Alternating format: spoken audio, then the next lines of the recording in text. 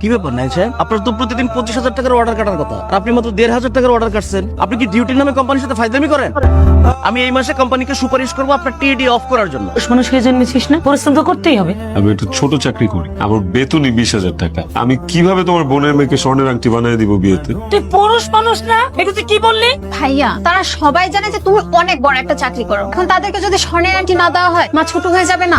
আমার ড্রেসটা দাও। ড্রেস, ড্রেস মানে? এই চাকরিটা করে যে বেতন পাই, এই সামান্য বেতন দিয়ে সংসার চালাতে আমি হিমশিম খাই। তার মধ্যে যদি এখন 3,000 টাকা দিয়ে টিকটক করার জন্য ড্রেস কিনে বিলাসিতা করা লাগে, আমার পক্ষে এটা সম্ভব না। পরে কিনে দেবো না, আমাকে মাফ করে দাও আপাতত প্লিজ। তুমি কি আমাকে ড্রেসটা কিনে দিবা না? তুমি কি বলতে চাচ্ছ? তুমি আমাকে এই ড্রেসটা কিনে দিবা না? আমি বুঝতে পারলাম না, তাহলে তুমি আমাকে বিয়ে করছো কেন? যদি তুমি আমাকে ভরণ পোষণ নাই দিতে পারো, আমার দাবিতে অপূরণ নাই করতে পারো, তাহলে আমাকে বিয়ে করছো কেন? তোমার মতে এরকম একটা ফকিরের সাথে আমি সংসার করতে চাই না।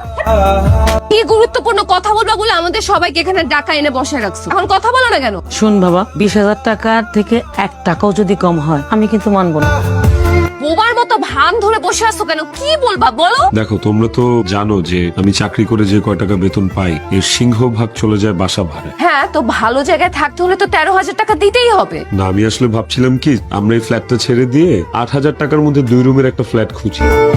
যদি পেয়ে যায় তাহলে প্রত্যেক মাসে 5,000 টাকা সেভ করা যাবে। এই 5,000 টাকা আবার অন্য কোথাও অ্যাড করা যাবে। কি বললা তুমি? তুমি তুমি ওই বস্তিতে বাসা নিবা? আমি বস্তিতে থাকবো? ছি ছি ছি ছি, এটা তুই কি বললি? মানে মানুষের নজর দিন দিন উপরের দিকে যা, আর তো নিচের দিকে নামতেছে, ডাউন হচ্ছে।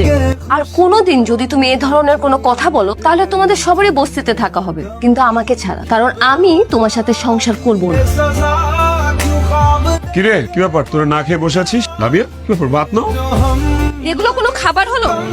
কি দিয়ে ভাত খাবো? এই সব তরকারি দিয়ে ভাত খাবো? ভাত, ডাল, আলু ভর্তা? দুনিয়া থেকে বজ্রপাত হয়েছে যে মাছ মাংস পুড়ে গেছে? বৌমা তো ঠিকই বলছে, এই বয়সে একটু ভালো মন্দ খাবে না তো কখন খাবে? বুড়ো বয়সে? বা চাকরিজীবীদের সংসারে মাসের শেষ কয়টা দিন এরকম সাধারণ খাবার থাকতেই পারে, তাই বলে তোমরা এত রিয়াক্ট করবা? তাই তুমি কি পুরুষের মানে বুঝো? পুরুষের মানে হচ্ছে বীর, যে দিন রাত পরিশ্রম করবে, টাকা দিয়ে একটা সোনার সংসার সাজাবে, পরিবারের সবার দাবি দাওয়া পূরণ করবে, কথায় কথায় মন খারাপ করবে না, হাজার কষ্ট হলেও চোখ দিয়ে পানি পড়বে না। তুমি হলো একটা আস্ত মাকাল ফল।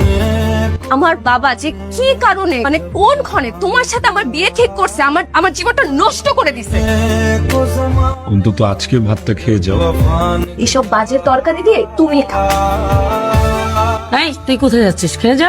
ইচ্ছা নাই, এই সমস্ত বাজে খাবার তুমি তোমার বড় ছেলেকে খাইতে বলো।